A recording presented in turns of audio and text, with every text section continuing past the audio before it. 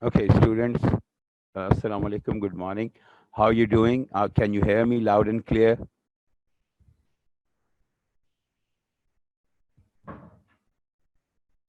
Can you hear me? Can somebody respond? Okay, thank you.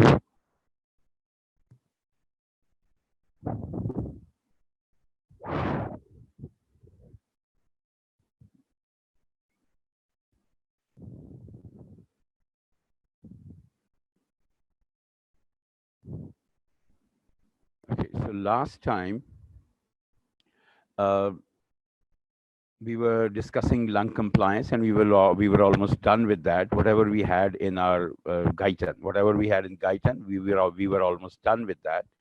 But today I'll talk about a few more aspects of compliance, right? That when when does the compliance go high and when does it go down, right? So we have high compliance in emphysema, we have high compliance in old age, and this is due to the structural changes in the lung elastin fibers in old age. Usually it may sound a bit weird or queer that with advancing age the lung compliance is increasing, but that is how it is. And the reason for that is that the elastin fibers that we have as the one of the structural uh, main tissues of the lung, these structures, these fibers, they start reacting slowly. They lose their elastic recoil, and you know that the collapsing ability of the lung is due to one of the factors that is contributing to the recoil or the collapsing ability of the lung, that is the elastin fibers. So if the elastin fibers, they have lost their elastic touch, right? They have lost their elasticity. So what will happen that they will tend to remain relaxed. They will not show the recoil. So that is why the compliance in the old age it increases. Emphysema is a disease, is a lung disease in which, of course, there is there are large air chambers, development of large air chambers, right? So it again increases the compliance. Though the overall efficiency of the lung goes down, but it increases the compliance, right? Now, decreased compliance is in pulmonary edema, fibrosis. Let me see. Okay, so the decreased compliance is in pulmonary edema, fibrosis, pneumothorax, COPD. COPD is chronic obstructive pulmonary diseases, right? Scarring of the lungs, as in TB, thickening of pleura, absence of surfactant in newborn. We have talked about it before. So these are the few things that would decrease the compliance,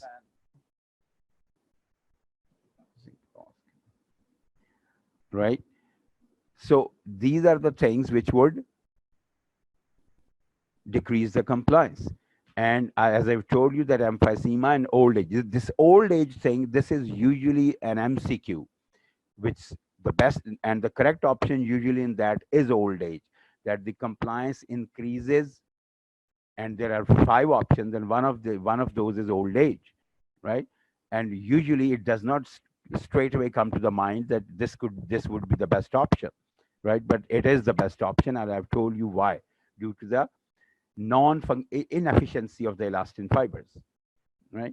Okay, moving to the next slide. So in old age, there is a 41% increase in lung compliance. That is 35 to 50% change in airway, right? Mechanical corrector for the 80-year-old is in comparison to the 50-year-old. So there is the airway resistance change is 35 to 50% less, right? So the mechanical character of the airway changes for an 80-year-old as in comparison to a 50-year-old, right? So as the age advances, the mechanical character of the airway changes, and that is again due to the elastin fibers, inefficiency of the elastin fibers. So there is a 41% increase in lung compliance in a 50 in an 80-year-old as compared to a 50-year-old, right? Now, there are two, we can say that two different types of compliances. One is static compliance, and the other one is dynamic compliance, and then another one is specific lung compliance. Now, these terms are much more used clinically, and they are of much more clinical use, not very useful in basic physiology, right? But you should know these terms. That's what all I meant. We have done the compliance in detail. What were the factors? What which factors increase them? Which factors decrease them? Which factors determine them? We have done that, but knowing static and dynamic compliance and specific lung compliance won't hurt. It would add to your knowledge, and it might help you in Viva or somewhere, right? Okay, so static compliance is, it represents pulmonary compliance during periods without gas flow, when there is no gas flow, such as during an inspiratory pause, right? So whenever there is an inspiratory pause, there is no gas flow, and we call it then we call it as the static compliance. Now, the static compliance, the dynamic compliance, the specific compliance, all these types of compliances, as I've told you before, they are much more beneficial clinically, but not in the basic physiology. But we should know them, we should know their names, and we should know their basic definitions, right?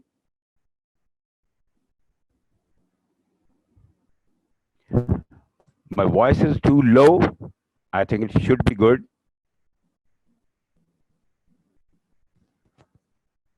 Well, it shouldn't be a problem actually. Are you sure that your voice is low, or is?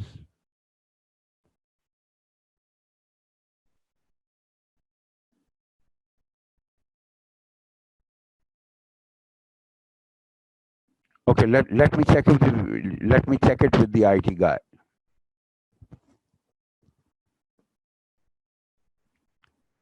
जी वालेकुम सलाम मजर। मजर ये बताइएगा, ये बच्चे complain कर रहे हैं कि वॉइस लो है, आपके पास कैसी है? ये तो कह रहे हैं जी बहुत लो है, ड्रॉप कर रही है मुझे।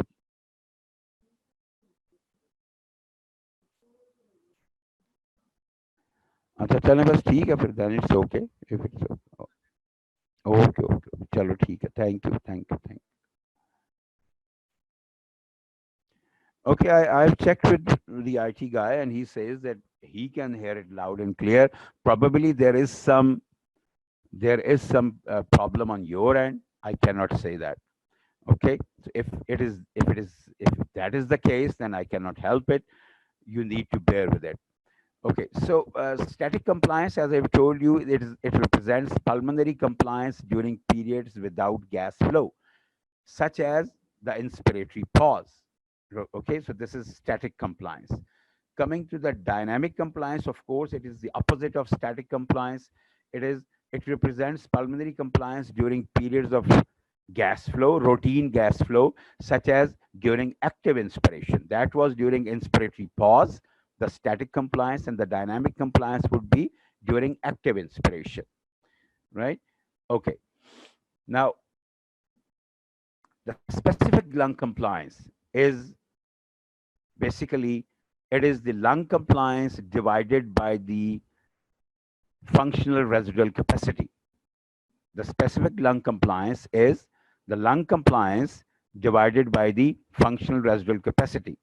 And we learned yesterday or day before yesterday, whenever it was, that the lung compliance, the total lung compliance, if we do not take into account the thorax part, the thoracic cage part, so the total lung compliance would be 200 ml, right, for each change in for each change of 1 centimeter of water pressure, right? So that is 200 ml. So the 200 ml would be divided by 2300. That is the functional residual capacity, right? So it would come out to be 0.087. Now, these are the values which are not, and these are the things which are not given in the Guyton. All what you need to do is Just note them down briefly, and you should know them. You should know their names, and you should know the definitions. So if somebody asks them, you should at least be able to tell their names and their definitions. Now we come to the work of breathing. Now, of course, we know that the lung. We say that we have a lung compliance. We have lungs which have got the recoil, which are always going to collapse. They have the ability. They have the capability to collapse, and their tendency is to collapse. Right. So it means that the breathing would require some effort. It would require some work, specifically inspiration. Right. So inspiration, work of breathing, when we talk about the work of breathing, that the work performed during breathing, inspiration is an active process. So the major work is done during inspiration, and expiration is a passive process. We are not, that is we are that is where we are talking about the quiet breathing. During quiet breathing, inspiration is an active process, while the expiration is a passive process. So the energy consumed during inspiration is 3 to 5% of the total energy used by the body. Energy consumed during, or the work done during inspiration, is 3 to 5% of the total energy used by the body. Now, du-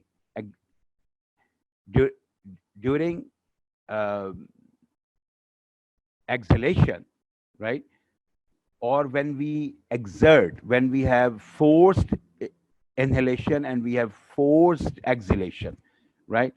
It, in that scenario, both inspiration and expiration, they become active. So energy utilization, which was initially at quiet breathing, yeah, during quiet breathing, it was 3 to 5% of the total energy used of the by the body. It might go up to 50 times or more, right? So it might be when we are exercising, the energy used for breathing might make the major share of the energy that is being utilized by the whole body, right? Because inhalation and exhalation both have become forced, and both have become active, right? So there will be much more energy used during inspiration as well as expiration. Okay. Now, there are three types of work of breathing. First one is compliance work, or we call it elastic work as well. Now, this is the work which would be used to create, or to what we can say, this would be the energy or the work. This would be the amount of work which would be used to create the compliance of the lung, right? Or to overcome the elastic forces which are going to recoil the lung, or which are going to uh, collapse the lung, right? So we are going to overcome those, and that would be the compliance work or the elastic work. Now, this work increases in fibrosis. Why would it increase in fibrosis? And the fibrosis mainly occurs in which disease? In tuberculosis. Now, why would it increase in fibrosis? Because in fibrosis, the elastic recoil, the elastic fibers, the elastin fibers, they become rigid, right? They become so rigid that they will not allow the compliance to occur. They will not allow the stretch of the lung to happen. When the lung will not stretch, it will require more work. It will require more energy for the expansion of the lungs, right? Because now the fibers, the elastic fibers, they are resistant to stretch. When they are resistant to stretch, it means that they would be requiring, yes, elasticity of the lungs decreases. Very good, Uruj Fatma. That's how it is. Okay. So this is the compliance work. This is one type of work that we come across when we talk about the total work during breathing. Now the other one is airway resistance work. Now, increased airway resistance or decreased lung compliance. When there is increased airway resistance, right? What will happen? We will require more increased transpulmonary pressure to produce a given tidal volume. The what was the tidal volume? That was the amount of air that was taken in or expelled out during quiet breathing, right? Now, if we have got more airway resistance, the air, our airways, which are the, we can say, which are the channel, which are the tunnel, which takes the air from the outside to the lungs, if they are offering more resistance, right? If they are offering more resistance, what will happen? We will require more or enhanced transpulmonary pressure to take the same tidal volume to the lungs, right? So work of breathing is increased. So any change in the airway that increases the work of breathing may lead to respiratory failure. A point might come where the airway resistance might become so much, it becomes too high, that our muscles of our body and the energy provision of our body might not allow it to happen. And then what will happen? Respiratory failure would incur, right? So the second was airway resistance work. The first was compliance work or the elastic work, and the second was the airway resistance work. The third one would be tissue resistance work. That would be to overcome frictional resistance to flow. And the part is used to overcome the elastic tissue. A part of it, the part of this work is used to overcome the tissue resistance. That is the tissue resistance. That is the tissue. Which tissue we are talking about? The lung tissue we are talking about, right? So the resistance offered by the lung tissue for the airflow, that should be overcome. We need some work for that as well. And we need to overcome the elastic tissues as well. So this type of work is increased in emphysema, right? This type of work is increased in emphysema. Now, again, these are the things probably which are not given in the guidance, but you should know these three types of works which are required for, or which make up, which comprise the whole amount of work during breathing, right? So there are three of these we have talked about. One is the compliance work or the elastic work. The second is airway resistance work, and the third is tissue resistance work. Okay, both all these three comprise the total work required during breathing, right? Now, we will not go to the lung volumes and capacities first. We will take some other things first, and then we will come back to these, right? These are easy. Now we will go to the dead space. What is a dead space? Now, dead space means that it is the part of the lung which is not part of the lung or the respiratory passage, which have the air, which have the air तो है उसमें, ठीक है, but there is no exchange of gases there. Air तो है लेकिन वहां exchange of gases नहीं हो रही. अगर वहां एयर है और एक्सचेंज ऑफ गैसेस नहीं हो रही तो व्हाई वुड इट हैपन? ऐसा क्यों होगा? क्योंकि वहां पे एयर तो है. अब हमें दूसरी चीज क्या चाहिए एक्सचेंज ऑफ गैस के लिए? एक जगह पे एक एल्वियोलस में या एक रेस्पिरेटरी पैसेज के एक पोर्शन में we have air but still there is no exchange of gas. Why would it happen? क्यों होगा ऐसे? दूसरा क्या कंपोनेंट है जिसका वहां होना जरूरी है तो एक्सचेंज ऑफ गैस होगा, अदरवाइज नहीं होगा? Any idea?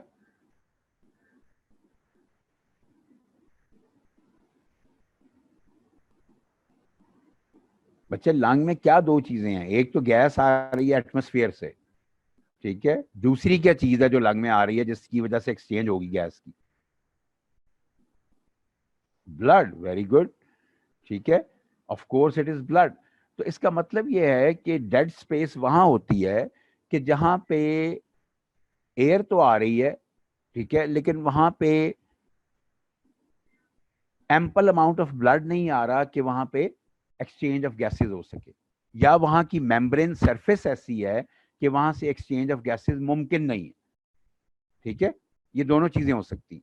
ठीक है, अब ये जो है इसको हम डेड स्पेस को हम दो दो में कन्वर्ट करते हैं, दो में इसको हम डिवाइड करते हैं। एक हम कहते हैं anatomical dead space and the other one is physiological dead space. ठीक है, मेरी नजर में तो उसको फिजियोलॉजिकल डेड स्पेस नहीं कहना चाहिए, उसको एक्चुअली इनफैक्ट उसको पैथोलॉजिकल डेड स्पेस कहना चाहिए, क्योंकि आइडियली फिजियोलॉजिकल डेड स्पेस जो है वो जीरो होनी चाहिए आइडियली। ठीक है, क्यों, अभी हम उस पर डिस्कस करते हैं। पहले हम एनाटॉमिकल डेड स्पेस की बात कर लेते हैं।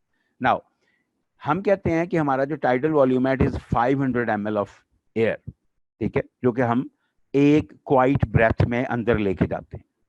ठीक है, विद ईच क्वाइट ब्रेथ हम जो है वो 500 ml ऑफ गैस जो है वो अंदर लेके जाते हैं। ठीक है, नाउ हम कहते हैं कि इसमें से 350 जो है वो तो गैसियस एक्सचेंज में एक्टिवली पार्टिसिपेट करती है, but the rest of the 150 ml they do not participate. क्यों? क्योंकि वो ऐसे पोर्शंस में होती है हमारे एयरवे पैसेज के जहां से एक्सचेंज पॉसिबल ही नहीं है।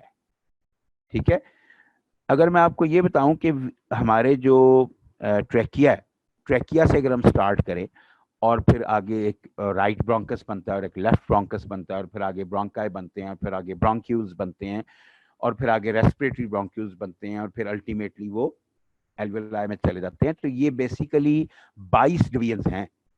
these are 22 divisions starting from the trachea। ठीक है, ट्रेकिया से जब डिवाइड होता है लेफ्ट और राइट ब्रोंकस में, तो उसके बाद वहां से 22 डिवीजन्स बनती हैं। आउट ऑफ दिस 22 डिवीजन्स जो 15 डिवीजन्स हैं उनमें गैसियस एक्सचेंज नहीं होती। जो पहली 15 होती हैं उनमें गैसियस एक्सचेंज नहीं होती, जो आखिरी 7 हैं उनमें गैसियस एक्सचेंज होती। ठीक है, ये याद रख लो, इसको नोट इट डाउन, यहां लिखा नहीं हुआ लेकिन but note it down, that is how it is. We have total 22 divisions. ठीक है, ट्रैकिया से लेके एल्वेलाई तक।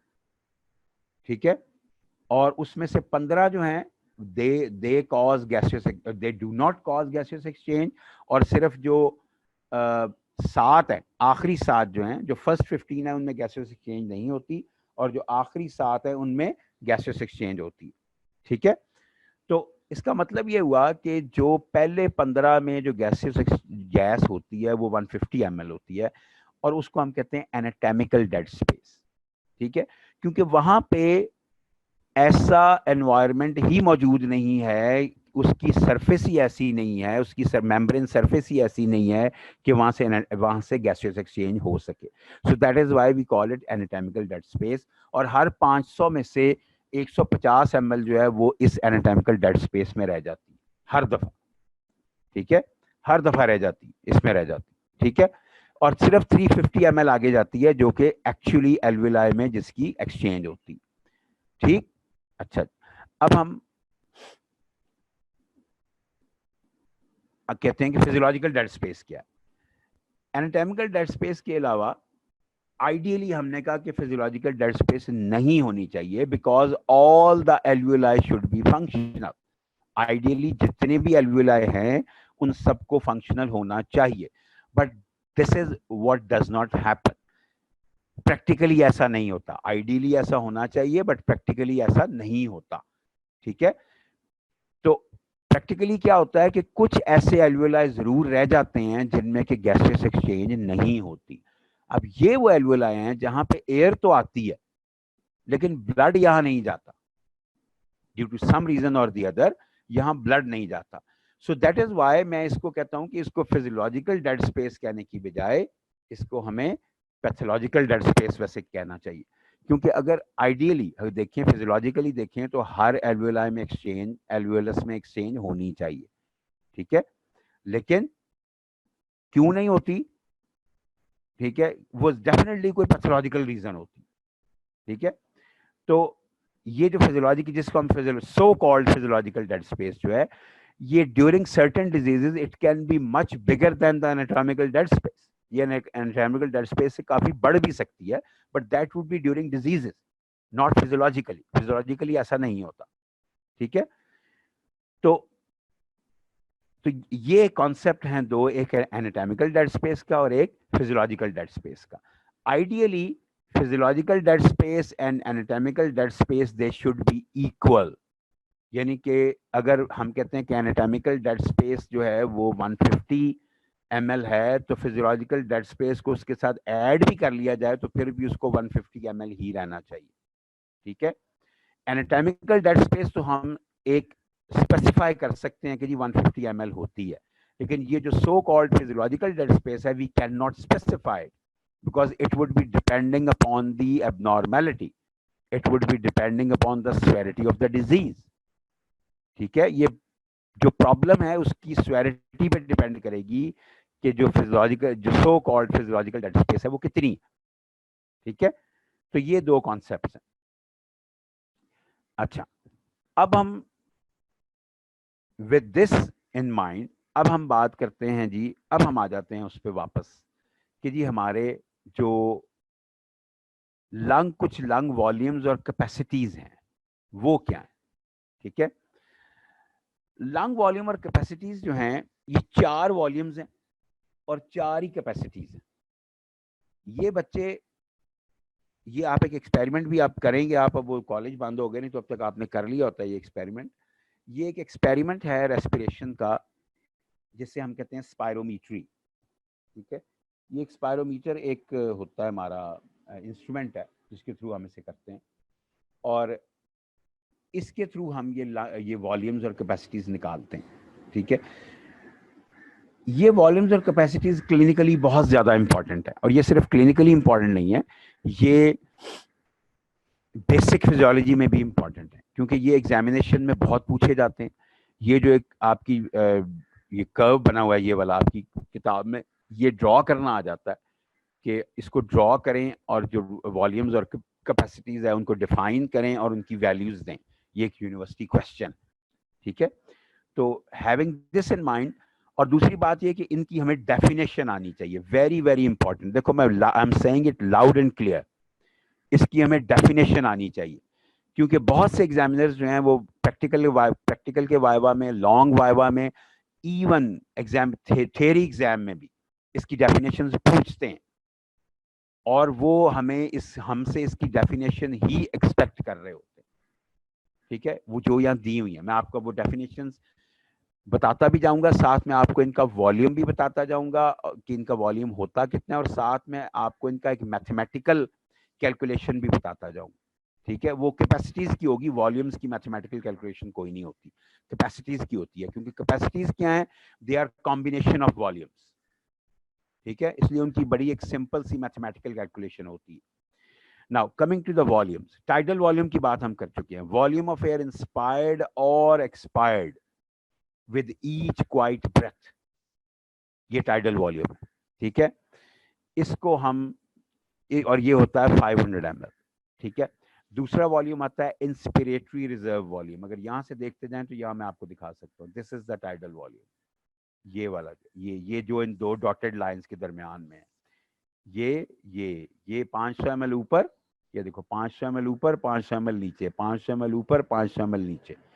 ठीक, ये ड्यूरिंग इंस्पिरेशन है, दिस इज ड्यूरिंग इंस्पिरेशन।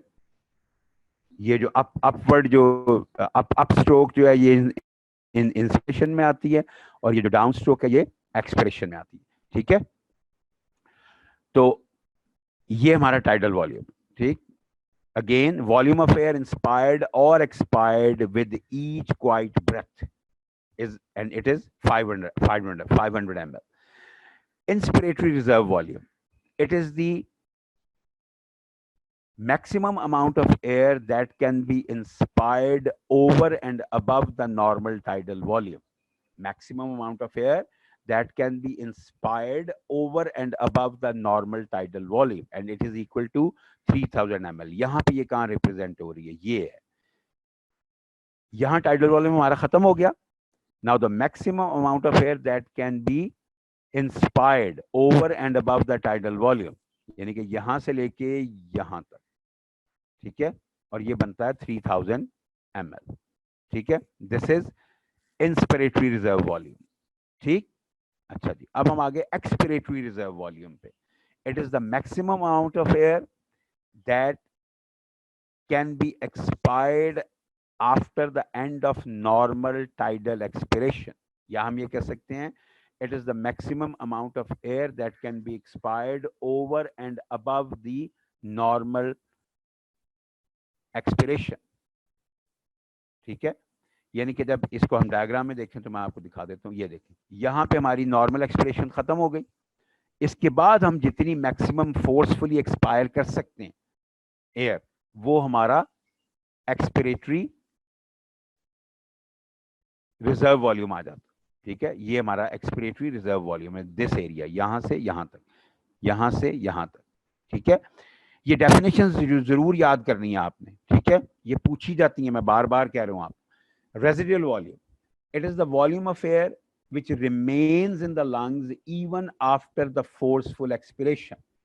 आप जितनी मर्जी फोर्सफुली एक्सपायर कर लें, ये जो एरिया है, ये जो वॉल्यूम है विच इज 1200 ml, ये 1200 ml का एरिया है, वॉल्यूम है, it will never come out of the lung, ये लंग के अंदर ही रहेगा, आप जितने मर्जी फोर्सफुली एक्सपायर कर लें।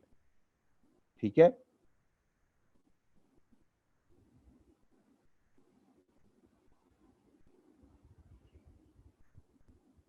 Maximum capacity, what do you mean by maximum capacity? मैं समझा नहीं, किसके बारे में कह रहे हो बेटा? Maximum capacity to expire, yes, maximum capacity to expire after quiet expiration, वो हमारा एक्सपिरेटरी रिजर्व वॉल्यूम, जो हम मैक्सिमम एक्सपायर कर सकते हैं after quiet expiration. Quite expiration के बाद जो हम मैक्सिमम एक्सपायर कर सकते हैं वो हमारा एक्सपिरेटरी रिजर्व वॉल्यूम। ठीक है, ओके, अच्छा जी,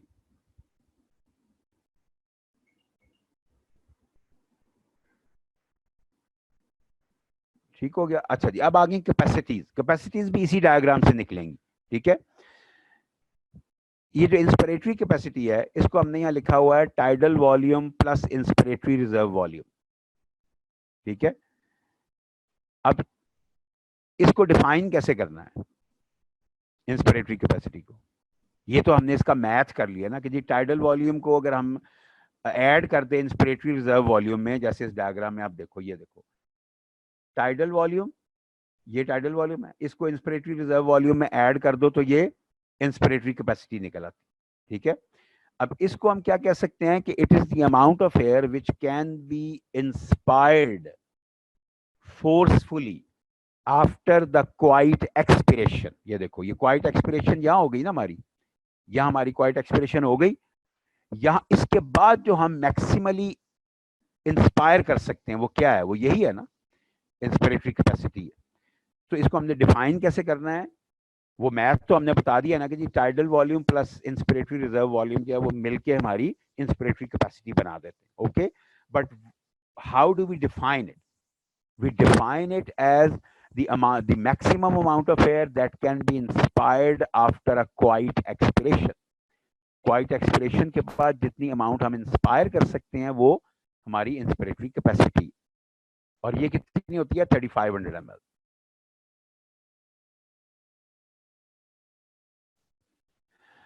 बेटा, I'm really sorry, I cannot help it because my IT people, they are saying that the voice is clear. I am really sorry about it. There must be some problem at your end.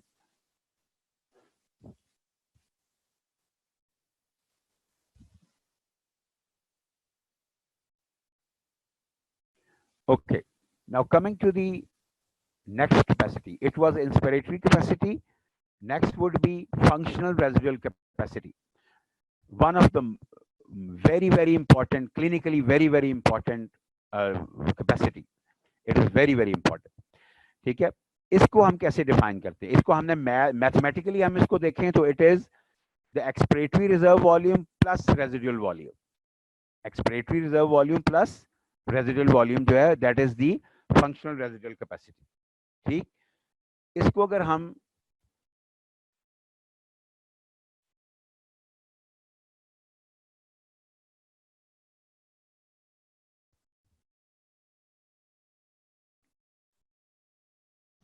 Uruj Fatma bete, might not be that possible for me to repeat the all the volumes. All the 4 volumes.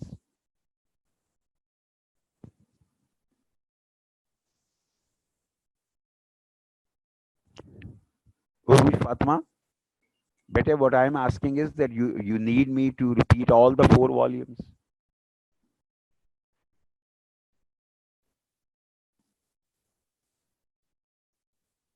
Okay, let me give it a try then. But I will be brief this time. Okay, tidal volume. Volume of air inspired or expired with each quiet breath. That is the tidal volume, and it is 500 ml, right?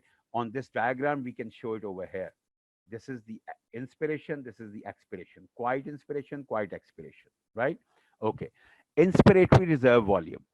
It is the maximum amount of air that can be inspired over and above the normal tidal volume, right? In the diagram, I can show it like this.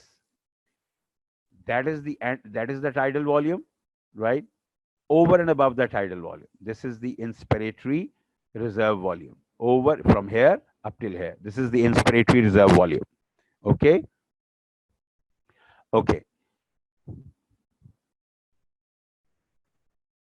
Expiratory reserve volume. This is the maximum amount of air that can be expired after the end of normal tidal expiration. Where is the end of normal tidal expiration? Over here, right?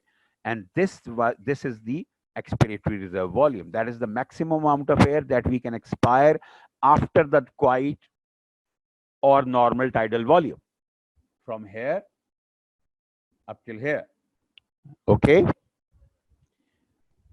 Okay. So the last one is residual volume.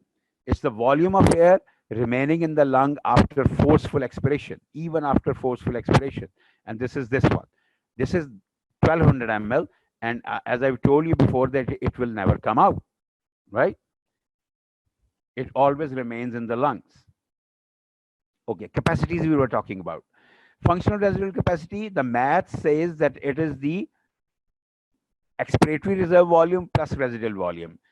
Expiratory reserve volume is 1100 ml, residual volume is 1200 ml, and total it comes out to be 2300 ml, right? So how do we define it? That it is the amount of air that remains in the lungs after a quiet expiration. It's the amount of air which remains in the lungs after a quiet expiration. So this is quiet expiration, and this whole thing, from here up till here, from here up till here is the functional residual capacity. This one, functional residual capacity, right? Okay. Vital capacity.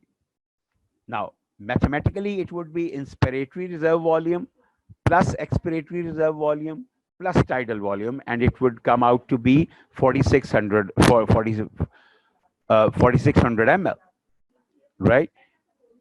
Now, this, how do we define it? Vital capacity, very important definition. Now, it is the amount of air, write it down, please. Whatever I'm saying, these definitions, write them down. It is the amount of air that can be forcefully expired after a forceful inspiration. It is the amount of air that can be forcefully expired after a forceful inspiration. That first we take a deep breath, as deep as we can, and then we expire it forcefully. So it is the amount of air that can be forcefully expired after a deep inspiration.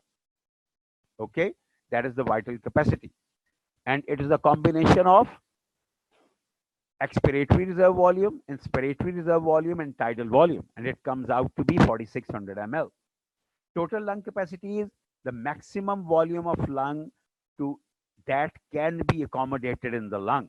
The maximum volume of air that can be accommodated in the lung is the total lung capacity, and it is 5800 ml, and it would be comprising of everything from here up till here, from here up till here. All the things, all the volumes and capacities that we have learned so far, everything would be included in it. And it would be total lung capacity, right? And it is 5,800. Some books says that it is. Some books say that it is 5,800. Some books say that it is 6 liters. That is 6,000 ml, right? Okay. So okay. Now we come to two more minor concepts, but important ones. What is a minute respiratory volume? This is not minute. This is minute respiratory volume. The total volume of air into the lung per minute. The total volume of air inspired into a lung per minute. The total volume of air inspired into the lungs per minute is minute respiratory volume. And how do we calculate it? We calculate it by multiplying the tidal volume with the respiratory rate. Rate of respiration is multiplied with the tidal volume. Our normal respiratory rate is 12 to 20 or 12 to 18 breaths per minute, right? And the normal tidal volume is 500 ml. Okay, so that means that 500 into 12 would come out to be 6,000 ml. So it is the total amount of air which goes into our lungs, right? Now, the important thing about it is that there is another term which we call as, it was minute respiratory volume, that is the minute ventilation volume.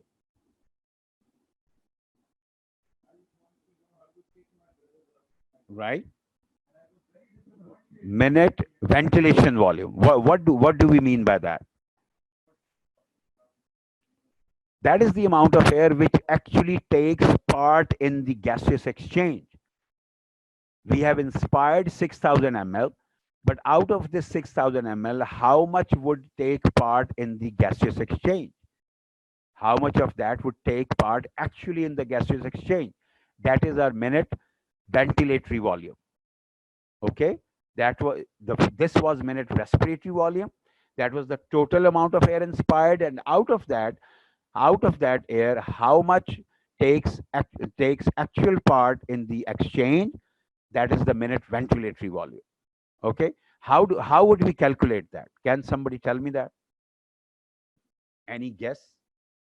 How would we calculate that? The minute ventilatory volume. I can give you a hint.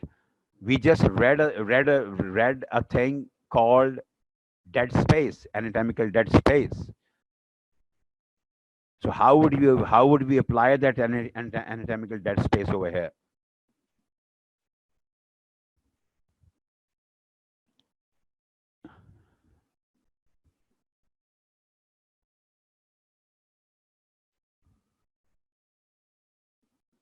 Okay. If 500 is the tidal volume, that is the amount of air which goes in or which comes out with each quiet breath. So we are talking about the inspiration, right? The amount of air which goes in. So that would be 500 ml. But we have already learned that out of this 500 ml, 150 ml of air, it will not take part in the gaseous exchange. So instead of multiplying 500 with 12 to get the ventilatory volume, what we will do is that we will multiply 350 with 12, and that will come out to be 4,200 ml, right? That will come out to be 4,200 ml. So out of 6,000 ml, that is the amount of air which we inspire in 1 minute, the total amount of air that we inspire.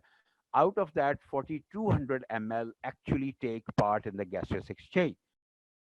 Okay.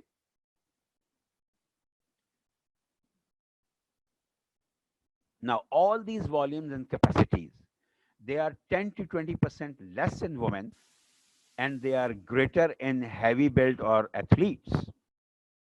right? They are more in men anyway, right?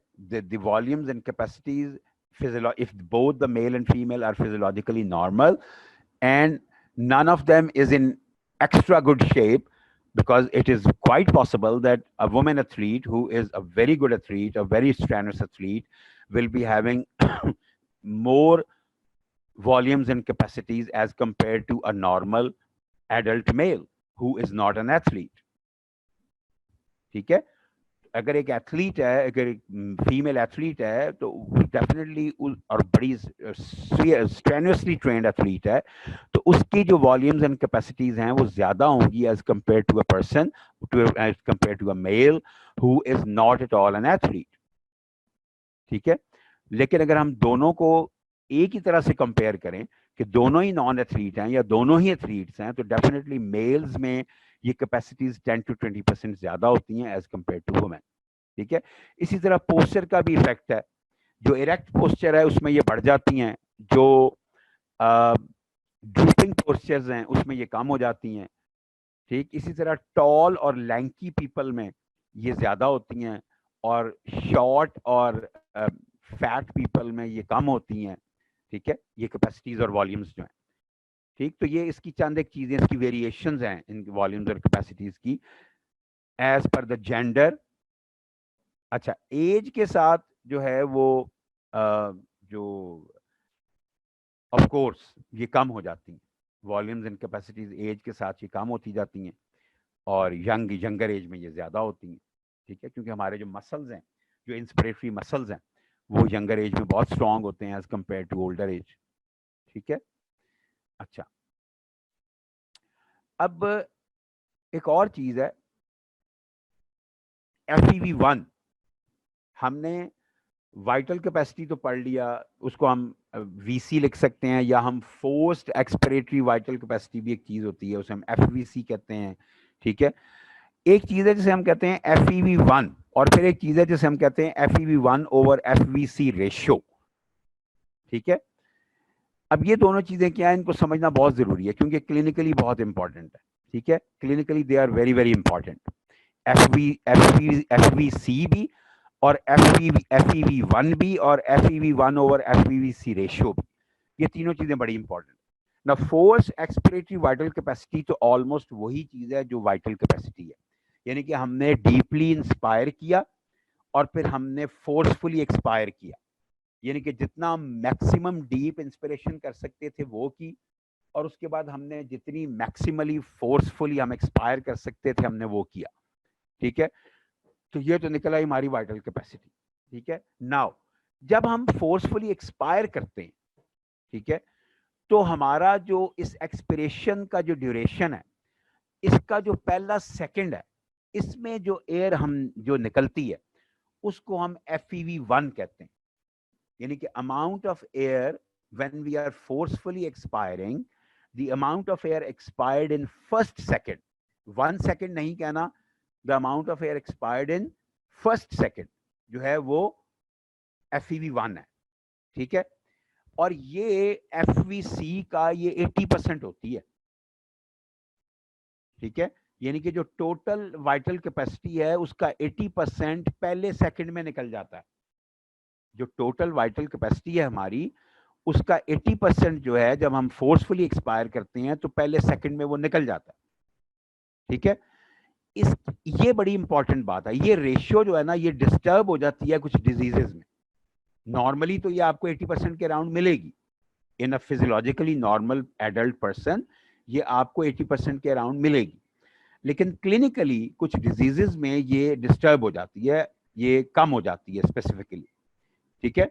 तो ये obstructive और restrictive pulmonary diseases में इसका जो है वो इसका behaviour change हो जाता है, इसकी ये रेशियो चेंज हो जाती है. ठीक है? ऑब्स्ट्रक्टिव डिजीजेस में खास तौर से FEV1 is reduced and FVC reduced in normal limits. FVC भी कम होती है, लेकिन FEV1 जो है वो बहुत ज्यादा कम हो जाती है. क्यों? क्योंकि ऑब्स्ट्रक्टिव डिजीजेस में जो मेन प्रॉब्लम है वो इंस्पिरेशन में नहीं है, वो एक्सपिरेशन में. वो किस में है? एक्सपिरेशन में है.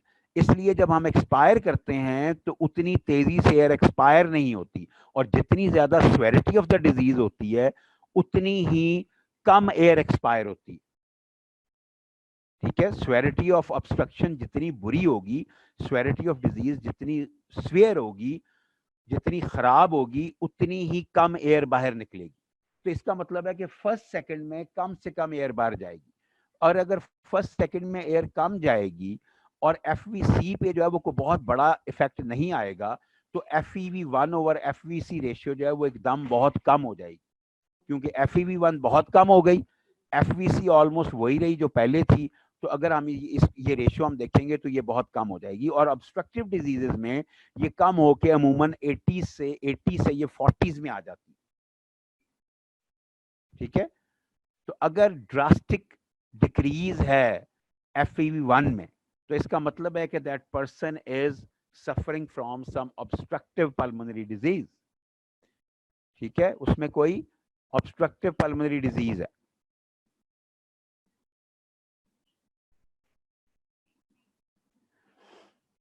अच्छा, रेशियो के बारे में बेटा, रेशियो है ये दो चीजों के बारे में, दो चीजों की रेशियो किस किस की है, ये FEV1 और FVC की। FEV1 हमने क्या कहा, this is the amount of air that can be expired in first second of a forceful expiration. जब हम फोर्सफुली एक्सपायर करते हैं तो फर्स्ट सेकेंड में जितनी अमाउंट ऑफ एयर निकलती है वो FEV1 होती है। ठीक है, FVC जो है it is the forced vital capacity. ये वो अमाउंट ऑफ एयर है जो कि हम टोटल अमाउंट ऑफ एयर जो कि हम ड्यूरिंग फोर्सफुल एक्सपिरेशन निकालते हैं, ये टोटल है। तो इस टोटल का 80% जो है वो पहले सेकंड में निकल जाता है। ठीक है, अब मैं ये बता रहा था कि ऑब्स्ट्रक्टिव डिजीजेस में क्योंकि मेन प्रॉब्लम एक्सपिरेशन में होती है, इंस्पिरेशन में नहीं होती, इसलिए जब हम एक्सपायर करने जाते हैं एयर को तो पहले सेकंड में जो एयर एक्सपायर होती है वो बहुत कम होती है, जिसकी वजह से ये रेशियो बहुत नीचे गिर जाती है। FEV1 ओवर FVC रेशियो बहुत नीचे गिर जाती है। ठीक है, रिस्ट्रिक्टिव डिजीजेस में FEV1 भी कम होती है और FVC भी कम होती है। ठीक है, तो इसलिए इसमें FEV1 ओवर FVC रेशियो पे कोई लंबा चौड़ा फर्क नहीं पड़ता। ठीक, वो ऑलमोस्ट वहीं रहती हैं, लेकिन हाँ दोनों कम हो जाती हैं, ये जरूर है। उसमें सिर्फ FEV1 ज्यादा कम हो रही थी, FVC चेंज नहीं हो रही थी ज्यादा, इसलिए रेशियो एकदम कम हो गई। ये थी ऑब्स्ट्रक्टिव डिजीजेस में। रिस्ट्रिक्टिव डिजीजेस में दोनों ही कम हो जाती, FEV1 भी कम हो गई और FVC भी कम हो गई, तो इसलिए रेशियो पे बहुत बड़ा फर्क नहीं आएगा, लेकिन दोनों के अलग अलग वॉल्यूम हमें बता देंगे कि ये बंदा रिस्ट्रिक्टिव डिजीज से सफर कर रहा है। ठीक है, अच्छा जी,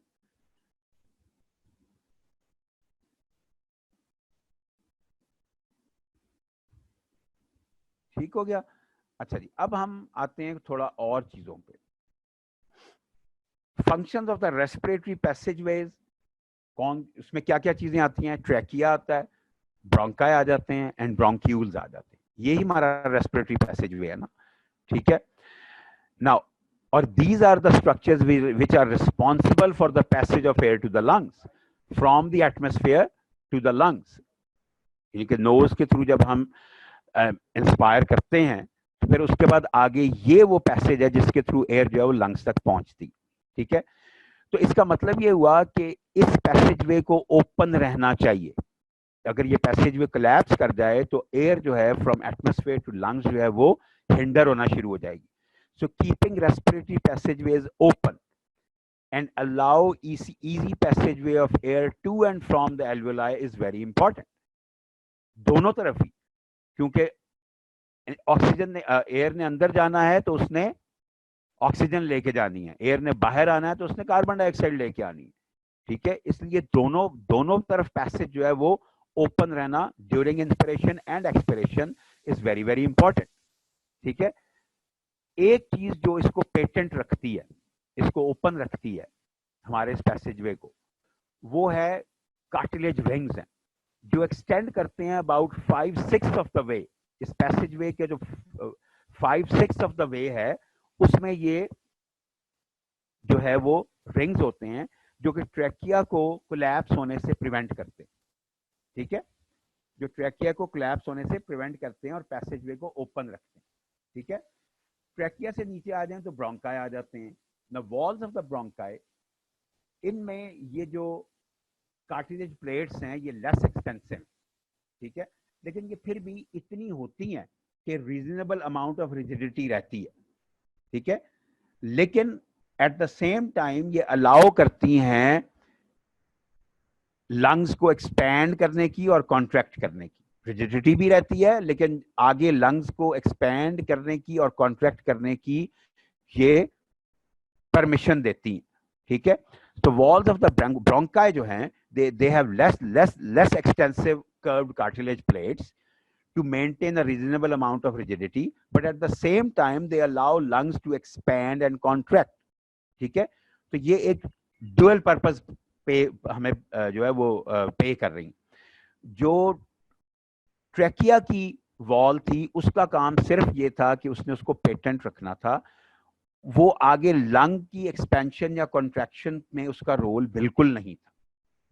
लेकिन ये जो ब्रोंकाई की वॉल्स हैं इनका रोल दोनों तरफ है, ये पैसेजवे को पेटेंट भी रखती हैं and at the same time they allow the lungs to contract and expand at the same time, ठीक है, इफ एंड व्हेन रिक्वायर्ड, जब भी उसकी रिक्वायरमेंट हो, ठीक है। चलिए बच्चे क्या पूछ रहे हैं आप?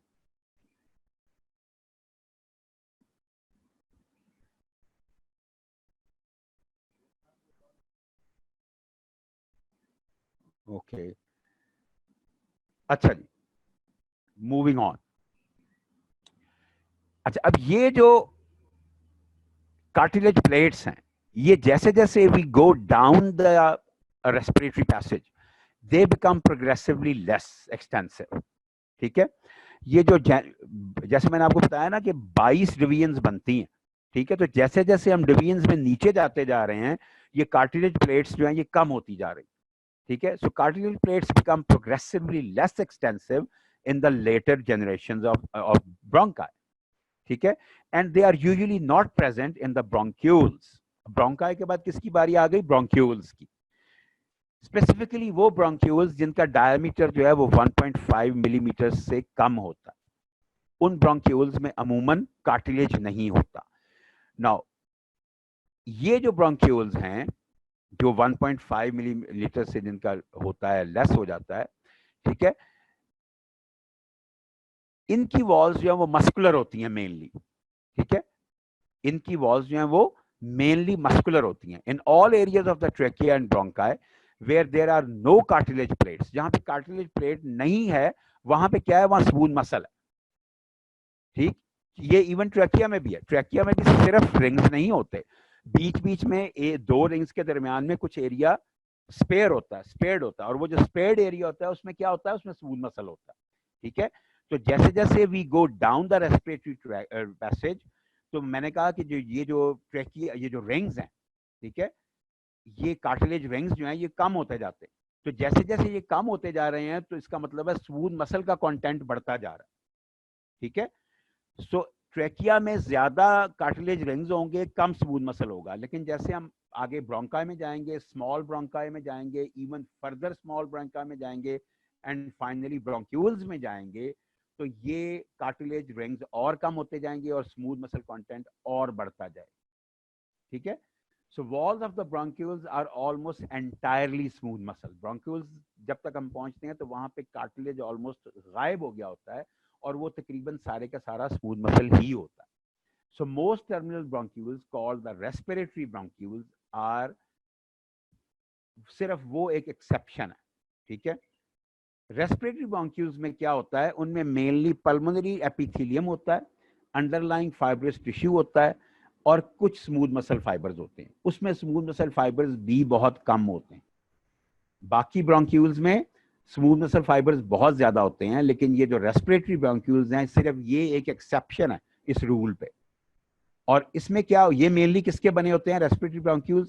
दे are mainly pulmonary epithelium, underlying fibrous tissue and some smooth muscle fibres. इसमें स्मूथ मसल फाइबर बहुत कम होता है, इसमें ज्यादा नहीं होता, ठीक है। ये एक एक्सेप्शन है as compared to the rest of the bronchioles. ठीक है? Now, narrowing of the smaller bronchi and larger bronchioles. ये इसको I reiterate my words. Narrowing of the smaller bronchi, जो टर्मिनल ब्रोंकाई होंगे, यानी कि जो एंड वाले ब्रोंकाई होंगे, एंड लार्ज ब्रोंक्यूल्स, एंड जो शुरू के ब्रोंक्यूल्स होंगे, is a major cause of obstructive diseases of the lungs. ठीक है? क्यों? क्योंकि इनमें स्मूथ मसल बहुत ज्यादा होता है. तो जब इनमें excessive contraction of the smooth muscle होती है तो उसकी वजह से ऑब्स्ट्रक्टिव डिजीजेस होती है. क्योंकि जब स्मूथ मसल कॉन्ट्रैक्ट कर जाएगा पैसेज का, हमारे एयर पैसेज वे का, तो इसका मतलब है कि वहां से एयर का गुजरना मुश्किल हो जाएगा. ठीक है? तो उसकी वजह से ऑब्स्ट्रक्टिव डिजीजेस होंगे. ठीक है? अच्छा जी, नेक्स्ट बात आ जाती है resistance to air flow in the bronchial tree.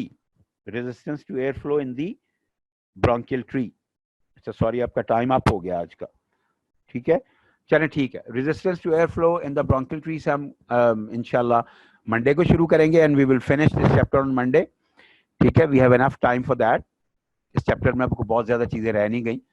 most of the things we are done with. So inshallah we will finish this chapter on Monday. You take care of yourself. Okay, Allah Hafiz.